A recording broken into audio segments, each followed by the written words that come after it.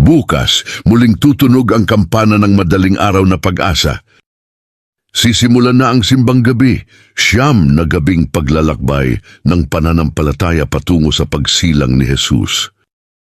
Ang simbang gabi ay isang tradisyon ng mga Pilipinong Kristiyano na ginaganap mula Disyembre 16 hanggang 24 bilang paghahanda ng ating puso para sa Pasko.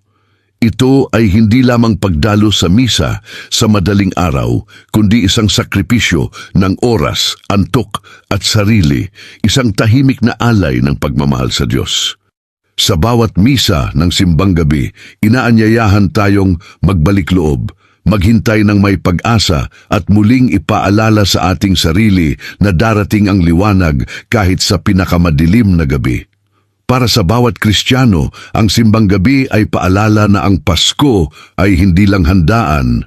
Ito ay pananampalataya, pagtitiis at pananalig na ang Diyos ay laging dumarating sa tamang panahon. Ngayong simbang gabi, magsimula tayo muli. Kung ikaw man ay pagod, may dinadala o mag-isang naghihintay ng Pasko, samahan mo ang Diyos sa 9 na gabing ito. Magdasal, magtiwala, maghintay, at kung nakatulong ang paalalang ito sa iyo, i-like, i-share, at i-follow ang pahinang ito para sabay-sabay tayong maglakbay patungo sa Pasko.